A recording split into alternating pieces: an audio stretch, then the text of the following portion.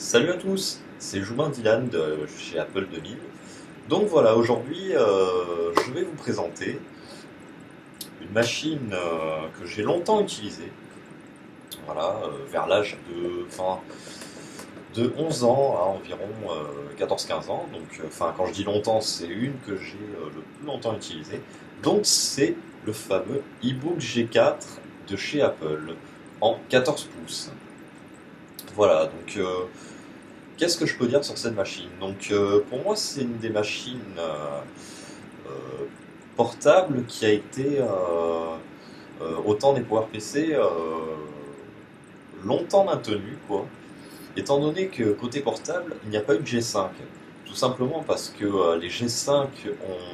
D'ailleurs, c'est ce qui a cloué Apple, quoi, à migrer chez Intel, parce que faut savoir que les processeurs PowerPC étaient des processeurs qui étaient fabriqués par IBM, qui est pourtant un très bon truc, mais le problème c'est que les G5 on atteignait au sommet avec leur technologie de la possibilité d'augmenter la fréquence et d'avoir un rapport correct chaleur-performance, quoi.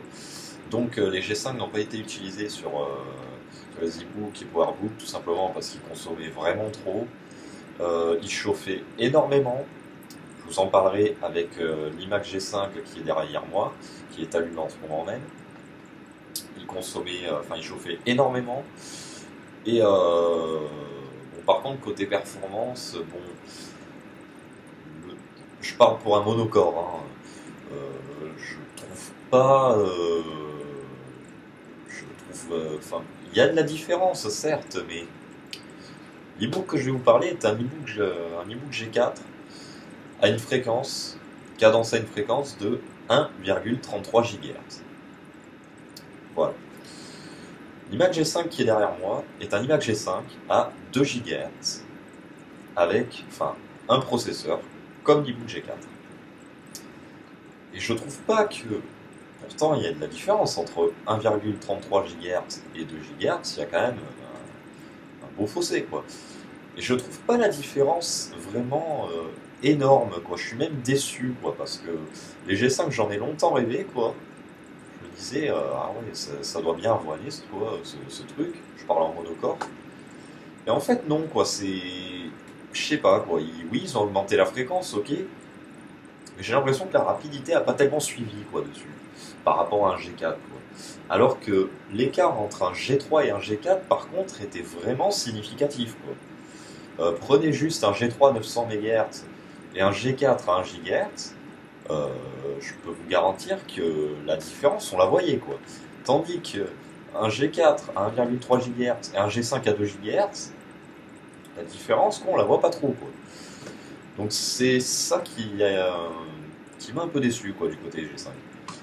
Donc passons. Donc avant toute chose, je tenais à vous dire que bon, cet e-book G4 que j'ai eu, je l'ai eu avec sa boîte. Voilà, donc sa boîte d'origine, son coffret d'origine, ses CD d'origine, son chargeur d'origine, bien qu'il manquait le cordon rallonge. Voilà, bon, je vais vous le montrer de suite sur mon chargeur de MacBook. Hop, voilà. Bien qu'il manquait ce cordon-là. Voilà. Donc, faut savoir que ça c'est esthétique, mais bon, voilà, c'est comment dire. Vous pouvez mettre un cordon. Comment ça s'appelle déjà ces cordons? Vous savez, les cordons qu'on branche derrière certaines télés, c'est-à-dire il n'y a que la phase et le nut, il n'y a pas la terre en fait. Vous pouvez mettre un cordon comme ça, quoi, en fait, dessus. C'est moins esthétique, mais bon, ça fonctionne. Parce que bon, sinon, la taille du câble, quoi, juste la taille du câble, pour la partie du câble qui va vers le MacBook, en chaîne prise, ça fait vraiment court, quoi. Avec avoir une rallonge ou un cordon phase neutre, quoi, comme je l'appelle, hein, je me rectifierai dans la description de la vidéo, euh, ça permet d'avoir vraiment plus de longueur et c'est plus confortable, quoi. Enfin, toujours pareil, d'un point de vue utilisation perso, je trouve. Voilà, donc avant toute chose, donc cet e-book voilà, m'est été livré en plus avec un adaptateur mini VGA vers BVGA, tout simplement. Mais, enfin, il y avait cet adaptateur-là dans la boîte, mais ce n'était pas le bon. Le mec m'a filé un adaptateur VGA, enfin mini VGA vers VGA, mais pour Mac Intel, c'est-à-dire qu'il s'adapte, et Mac Intel sur les premiers, c'est-à-dire qu'il s'adapte sur mon MacBook blanc, mais sur aucun de mes Mac PowerPC. Bon, c'est pas trop grave. Mais c'est pour ça que je disais que ce port propriétaire de chez Apple est assez embêtant, parce que vous avez un e-book G4 ou un e-book G3, il faut adapter l'adaptateur pour les e-books. Vous avez un MacBook de première génération, il faut acheter l'adaptateur pour les premiers MacBooks. Vous avez un iMac Alu, pas de dernière génération, mais d'avant-dernière génération, il faut acheter l'adaptateur. Et au prix des adaptateurs, en plus, je peux vous dire que, voilà, quoi. Bon, après, certes, je pars du principe, bon, moi, c'est pas le cas, je paye mes machines en petite somme, en échange, ou alors vraiment d'occasion fonctionnelle à 100%. Mais je pars du principe, et à mon avis, c'est ce que part du principe Apple, doivent se dire, bon, si les gens achètent un ordinateur à plus de 1000 balles, c'est qu'ils ont les moyens, je pense pas que ça leur dérangera d'acheter un adaptateur à 50 balles, quoi. Ce qui est vrai, mais bon, pourquoi pas standardiser la chose? C'est sûr, je dis pourquoi pas, la réponse on la sait tous, c'est pour gagner un peu de pognon, par-ci par-là, sur les adaptateurs, les accessoires, etc. Mais bon, passons. Donc voilà, je tenais à vous dire que cet e-book G4 donc, a été modifié en effet. Alors c'est pareil, c'est pas trop esthétique, quoique moi ça me dérange vraiment pas, quoi. C'est-à-dire que je lui ai mis. Alors normalement il a un port IDE, vraiment pour le disque dur. Et moi c'est une machine que j'ai tendance à utiliser un petit peu des fois quand je veux juste regarder mes mails vite fait. Quand je veux aller faire un petit tour sur le bon coin, que j'ai pas envie d'allumer mon iMac Alu, quoi, ou un truc comme ça. C'est vraiment une machine que j'utilise souvent. Et ce que je voulais pas, parce que je fais des sauvegardes très régulièrement, mais bon, que l'ebook G3, voilà, qui tourne vachement moins longtemps et comment dire, qui a pas beaucoup d'importance pour moi, enfin pas beaucoup d'importance, il en a, sinon je l'aurais pas acheté. Mais ce que je veux dire, c'est qu'il doit tourner quoi? Allez, je fais tourner 1h30 par jour, c'est tout. Je m'en sers pas toute la journée, quoi. Alors que l'ebook G4, souvent, il tourne à la journée entière. Donc ce que je veux dire, c'est que j'ai changé le disque dur sur l'ebook G4 par un disque dur SATA, alors que c'est un port IDE. Parce que là, je sais pas si vous suivez, mais vous allez vous rendre compte qu'il y a un petit hic. C'est que, étant donné qu'Apple tout est au millimètre près, en fait, il a bien fallu que je fasse une petite bricole parce que j'ai acheté un adaptateur IDE vers SATA. Le problème, c'est que le disque SATA ne rentrait pas. Donc il a fallu que je perce un petit peu la coque sur le côté pour faire dépasser de, allez, un peu moins d'un centimètre le disque dur SATA 2,5 pouces. Vous allez me dire pourquoi avoir changé le disque dur SATA IDE par un SATA, enfin faire cette conversion. Parce que tout simplement, les disques durs IDE 2,5 pouces deviennent de plus en plus rares, ne sont plus fabriqués neufs, il me semble, du moins par des marques solides, quoi. Et en plus de cela, ils deviennent extrêmement chers, parce qu'un disque dur, s'il n'est plus trop fabriqué, c'est là où il devient cher.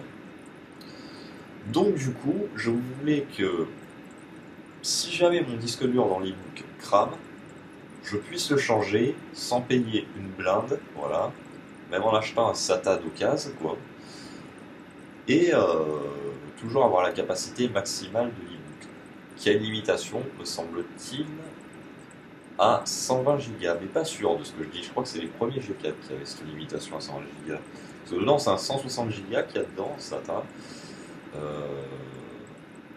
Je pense qu'il le reconnaît, j'en suis pas sûr.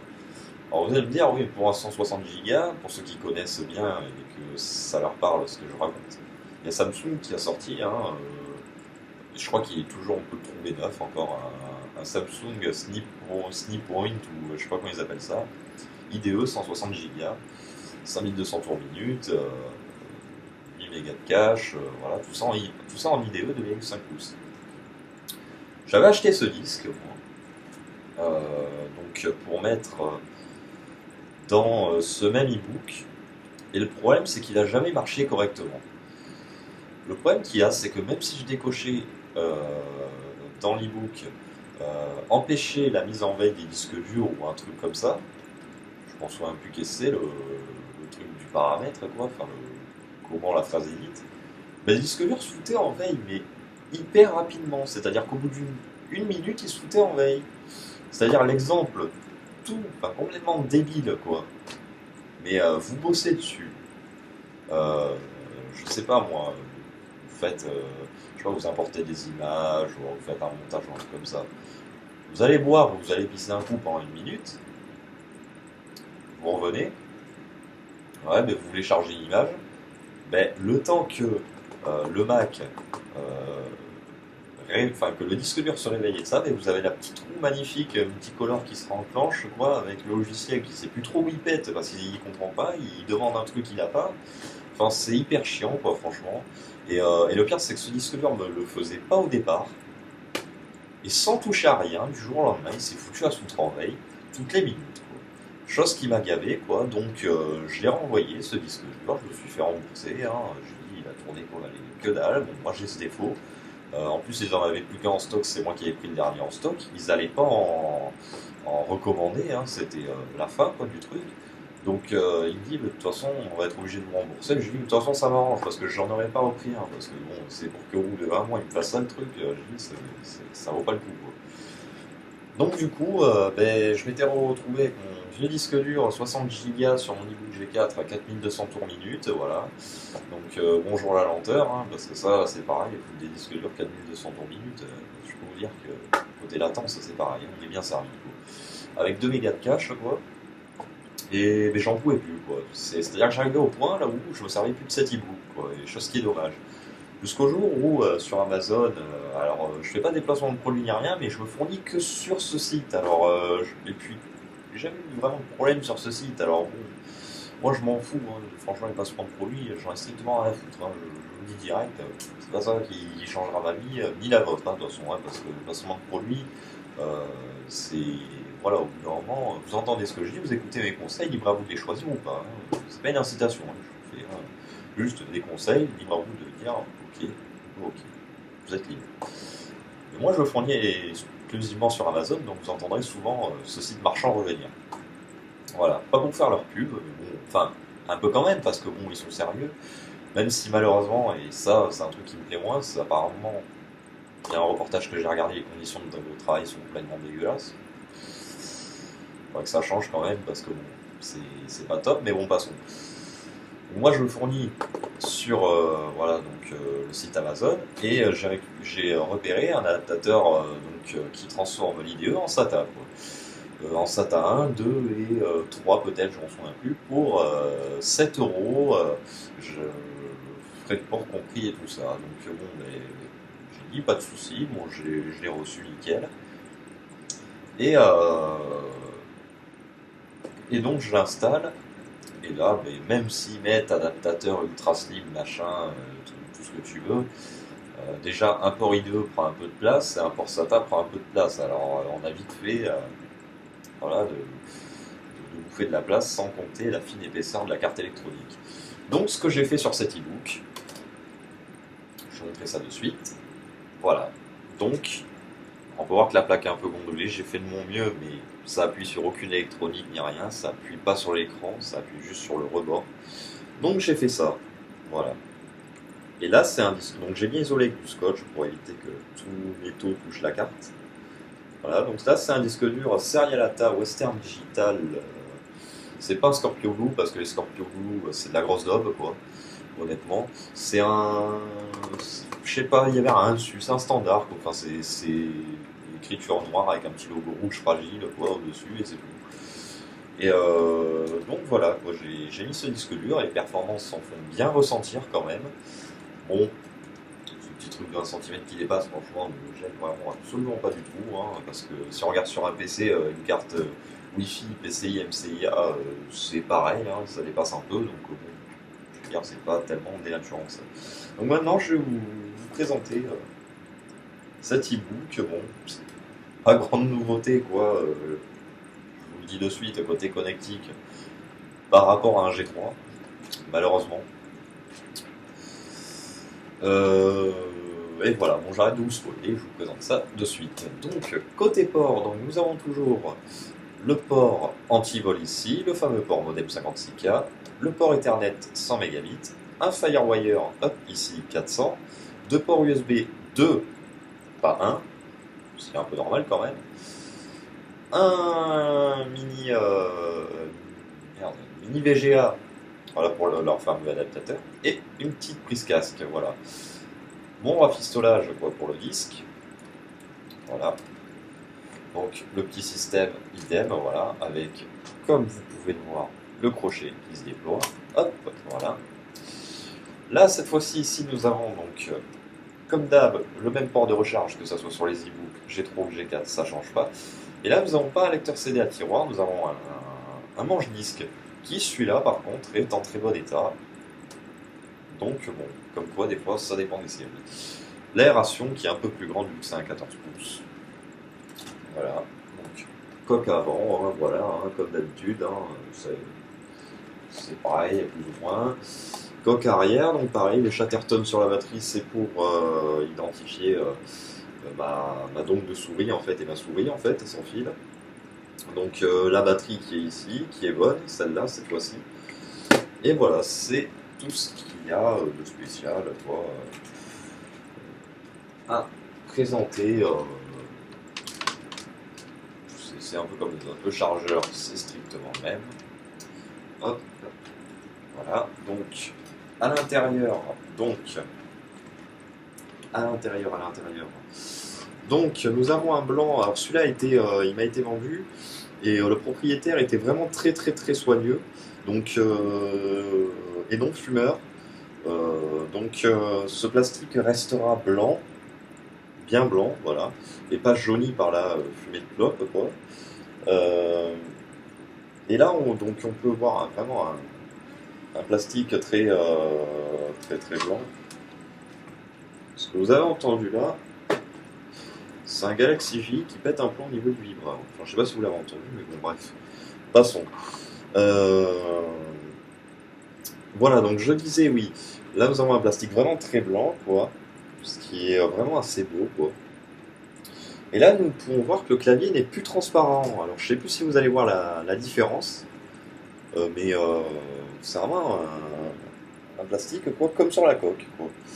Donc le logo e-book G4, quoi, sinon pareil, les deux petits haut-parleurs, le bouton, une dalle LCD 14 pouces, donc c'est parti pour l'allumage. J'avais baissé le son, excusez-moi, il n'y a pas de bruit de démarrage. Voilà, donc toujours ce petit écran noir assez... Ah oui, puis il va faire, voilà, hop. Ça, c'est de ma faute, voilà, qui fait ce petit point d'interrogation parce que j'ai booté sur CD il n'y a pas longtemps et je ne l'ai pas mis dans paramètres normal. Et vu que c'est un adaptateur pour disque dur, le temps de la mise en route, il ne trouve pas de suite en fait. Mais voilà,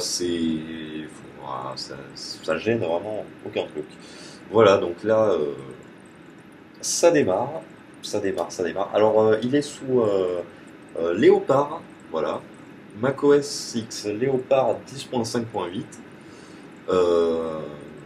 Donc là cette fois-ci c'est plus de la SDRAM en barrette, c'est de la DDR. Donc il a 1,25 Go de DDR en RAM, donc 256 Mb de soudé sur la carte mère, toujours l'éternel mémoire soudée quoi. Et une barrette de 1 Go en DDR que le propriétaire avait mis, donc une belle économie parce que la DDR pense à plomber aussi un peu quand même en prix quoi. Voilà, donc et après, donc c'est un processeur 1,33 GHz. Un disque dur donc modifié de 160 Go, mais il me semble que celui d'origine c'était un 60 Go. En fait, le disque dur d'origine en fait s'est retrouvé dans un des e-books que je vous ai présenté, les e-books G3 en fait. Voilà, pour faire simple.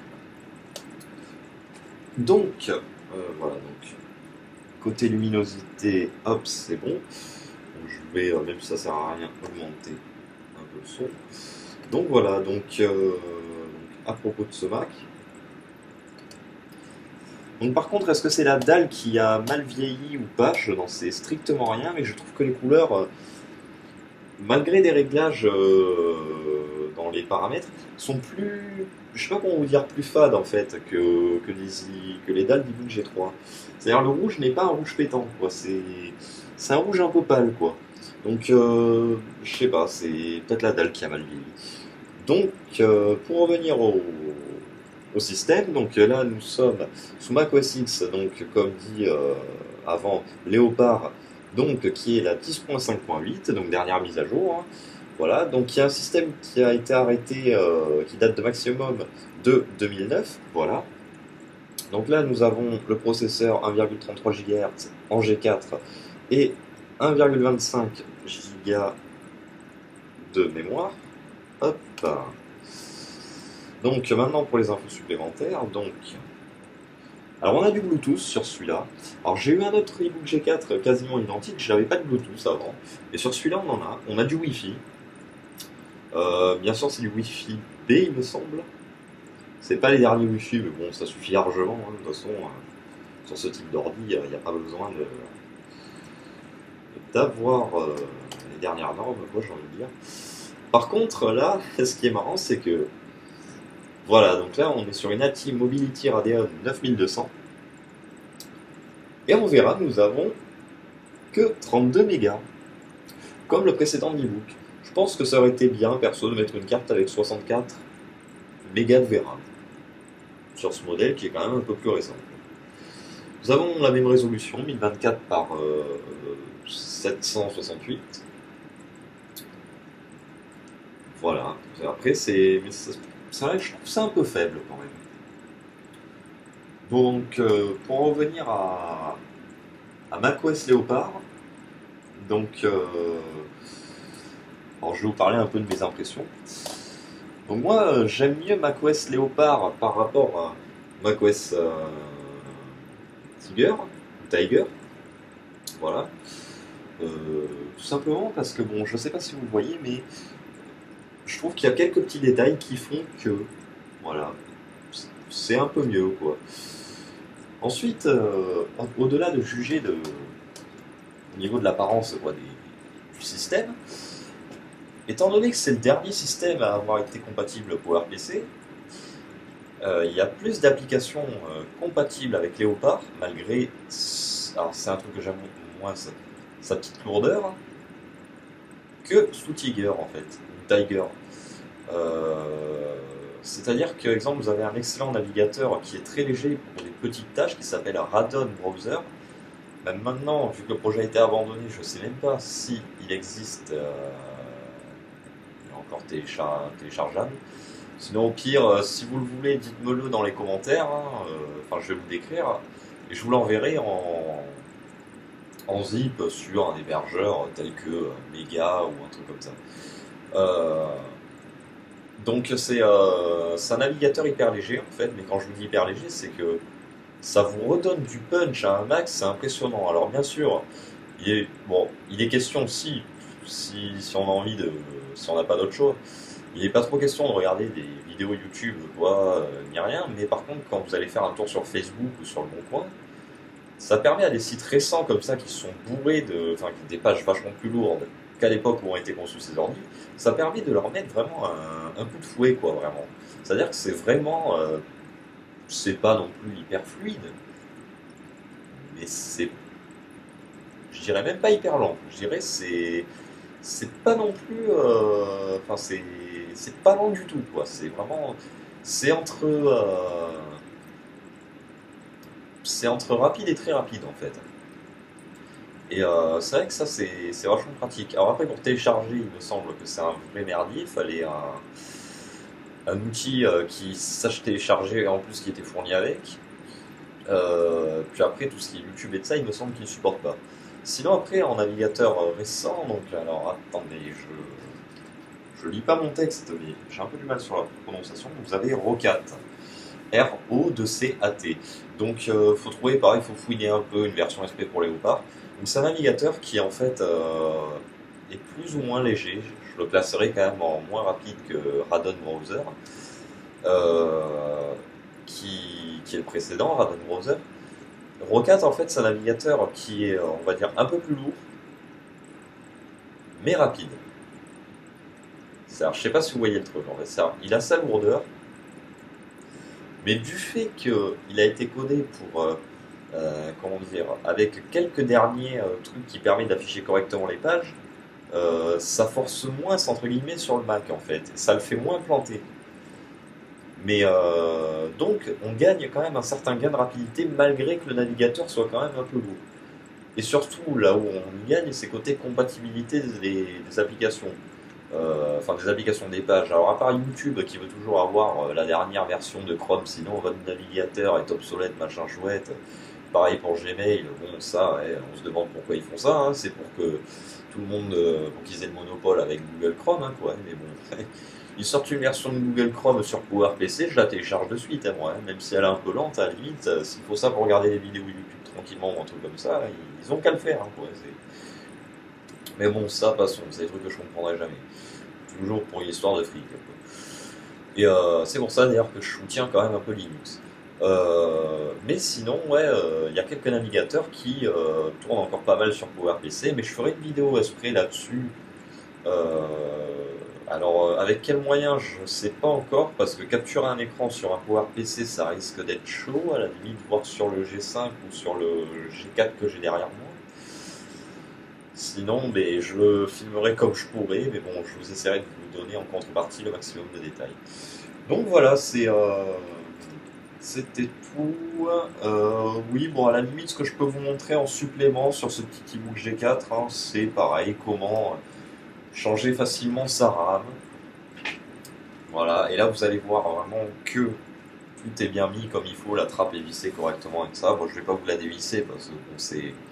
À la limite, je ferai des vidéos spéciales changer sa RAM sur un e-book G4 ou des trucs comme ça. Mais voilà. Donc, chose que j'aime pas trop aussi sur Léopard, c'est ça. Voilà. Donc là, ça fait déjà 10 secondes que j'ai lancé la procédure d'extinction. C'est que ça met 10 plombes. Alors, je sais pas pourquoi, j'ai réparé les autorisations et tout ça. J'ai beau faire tout ce que j'ai pu. Et sur toutes mes machines, l'installation est différente, bien sûr, hein, c'est pas du clonage. Ça met 10 plombes à s'éteindre. C'est impressionnant, quoi. Donc, voilà. Donc, avant d'ouvrir, quand même, débranchez toujours. Je sais jamais ça. Si vous voulez changer votre RAM aussi, débranchez la batterie. Ça évitera. J'ai cramé un jour une carte mère de MacBook comme ça. Mais mon premier MacBook blanc. J'en suis racheté un autre, mais voilà. Comment faire des bêtises quand on n'est pas assez prudent, voilà. Tournevis qui arrivait sur la carte mère et conjus sur la carte mère et carte mère, on va dire partiellement cramée. Voilà, voilà. Donc c'était pour la fin de mes aventures. Donc là voilà, donc même système pour ouvrir le clavier. Et là vous voyez, vous avez la fameuse carte Wi-Fi. Donc pour démonter la RAM, c'est vraiment tout bête. Vous avez 1, 2, 3, 4 vis. Voilà, là, là, et des deux extrémités comme vous pouvez voir. Vous enlevez cette RAM, vous enlevez la carte et vous avez directement accès à votre RAM qui est juste en dessous. Voilà. Vous changez votre RAM, vous revissez, vous remettez votre carte, vous faites bien passer ce petit fil en dessous des petits trucs en fer comme ça, de façon à ce que ça fasse pas trop de bosse. Voilà, vous remettez votre clavier comme je l'avais montré. Voilà, donc vous l'alignez bien. Voilà, voilà, vous appuyez, vous relâchez, et voilà, votre RAM est changé. Ce qui fait que ben, c'est bien pensé ça quand même, mais j'en reviens toujours à ce truc, parce qu'il y a toujours un petit mais. Je trouve que c'est même trop bien pensé, c'est-à-dire qu'il devrait y avoir un petit vis quelque part avant de soulever le clavier. Je pense que, comment vous dire, moi je pense que Apple aurait dû procéder comme ça, c'est-à-dire que on aurait dû avoir ça en fait, voilà, donc ce petit bitonio, voilà, alors vous voyez pas bien, mais qui coulisse vers le bas, et au lieu que ça soit un crochet qui vient s'enfoncer dans la carcasse pour éviter de sortir, je pense qu'il aurait pas fallu mettre un truc comme ça, il aurait fallu mettre ce cache, tirer un peu, qu'il y ait une petite vis, voilà, qu'on enlève cette vis, et qu'on relâche le cache, et qu'on fasse idem de l'autre côté, comme ça on peut enlever le clavier. Parce que là, et c'est Fabien d'Electronic Arts qui avait dit ça, et c'est vrai que ben, c'est pas bête, hein, quoi. Vous avez un gamin qui passe, quoi. Et bon, moi, je vais vous dire, à l'âge de, allez, euh, un niveau que j'ai 3, j'ai eu l'occasion d'en toucher un. Enfin, j'en ai eu un à 8 ans, quoi. L'âge de 8 ans. Et bien, je me suis demandé ce que c'était ces deux trucs, parce que bon, je suis déjà passionné d'informatique. Mais bon, hormis d'être passionné, imagine vous avez un enfant, peut-être en plus bas âge, qui se demande ce que c'est ces deux trucs. Il tire dessus. Il accède au clavier, vous met des saloperies dedans, voire du liquide. Ben, votre e-book, malheureusement, voilà quoi, il est mort quoi. Et là, le problème qu'il y a, c'est que faites jouer la garantie, ça marchera pas parce qu'Apple vous dira, ben, vous avez renversé un liquide dessus, c'est de l'oxydation. Tant pis, tant pis pour vous. Donc voilà, c'est un peu dommage. Mais bon, ce problème étant résolu, maintenant, les claviers sont carrément blindés sur les MacBooks. C'est-à-dire que vous pouvez carrément plus enlever les claviers. Enfin, vous êtes obligé de tout démonter quoi, pour démonter votre Mac. Quoi. C'est pareil, ils sont passés de l'extrême facilité à l'extrême difficulté. Quoi, voilà. Quoi. Donc voilà, c'était tout pour moi aujourd'hui. Ravi de vous avoir présenté ce petit e-book G4, en espérant vous avoir appris un peu de choses, avoir bien partagé mon point de vue, et en espérant peut-être qu'aux futurs collectionneurs ou acquéreurs ou jeunes acquéreurs aussi de Mac, leur avoir renseigné un peu de détails sur ce qu'était ce petit e-book qui est bien sympa et qui peut encore servir de nos jours. Allez, salut à tous, à la prochaine!